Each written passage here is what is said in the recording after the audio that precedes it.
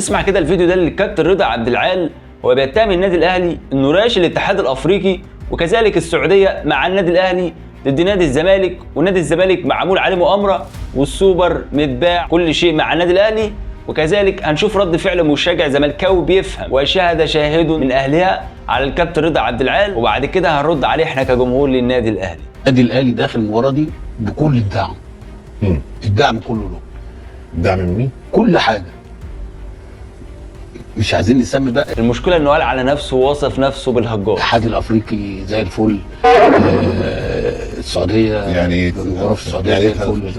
ما اعرفش، واخد بالك، تحكيم زي الفل، اخبار زي الفل، مخرجين زي الفل، معلقين زي الفل، كل حاجه في صالح النادي الاهلي. سمعت الفيديو؟ قبل ما نرد عليه احنا كجمهور للنادي الاهلي عايزك تسمع الفيديو ده لمشجع زملكاوي بيفهم وبيرد على الكابتن رضا عبد العال، خصوصا بعد تصريحاته الهزليه عن لقاء السوبر الافريقي ما بين النادي الاهلي والزمالك. تعال نستكمل الفيديو مع بعض. ايه بقى لازمه التحكيم والاتحاد الافريقي والسعوديه والمؤامره الكونيه؟ يعني هو فريق مستقر وكسبان باداء مقنع ذهاب وعوده 6-0. هل لما اخذ الدوري كان في التحكيم له علاقه؟ كان الاتحاد الافريقي له علاقه؟ كانت السعوديه لها علاقه؟ يعني فهمني بس. مشجع زملكاوي بيفهم. انت دلوقتي بقى لازمتها ايه تقول معاه السعوديه والتحكيم واتحاد الكوره والهري ده؟ وبعدين انا عايز افهم حاجه يا كابتن رضا، هم المعلقين معاه ازاي؟ المعلقين معاه ازاي بجد؟ فارس عوض، والله انا بكلمك بكل عقلانيه، فارس عوض مثلا هينزل بدل ما يعلق هينزل يهاجم جنب اسامه ابو علي. سمعت الفيديو؟ في البدايه كده انا مش عايزك تستغرب خالص من واحد وصف نفسه بالهجاص وما بيعرفش يحلل. كل المحللين الموجودين على الساحه بيهجصوا بالفعل، وهو اول الهجاصين يتربع على قمه الهجاصين في التحليل. منتظر ايه من واحد بيقول لك هلعب بطريقته بخطه 4-1-3-1؟ ده متخيل 4-1-3-1 يعني هتلعب ب9 لعيبه. منتظر ايه من واحد لما مسك ولما درب فريق طنطا هبط للدرجه الخامسه؟ من ساعتها فريق طنطا ما املوش قومه بسبب الكابتن رضا عبد العال اللي وصف نفسه بالهجاص. لكن تتخيل ان الكابتن رضا عبد العال عمال يلمح في الاستوديو يقول لك ان كل حاجه مع النادي الاهلي. هو عمال يلمح، ما جابهاش بشكل مباشر، ما جابهاش دايركت كده.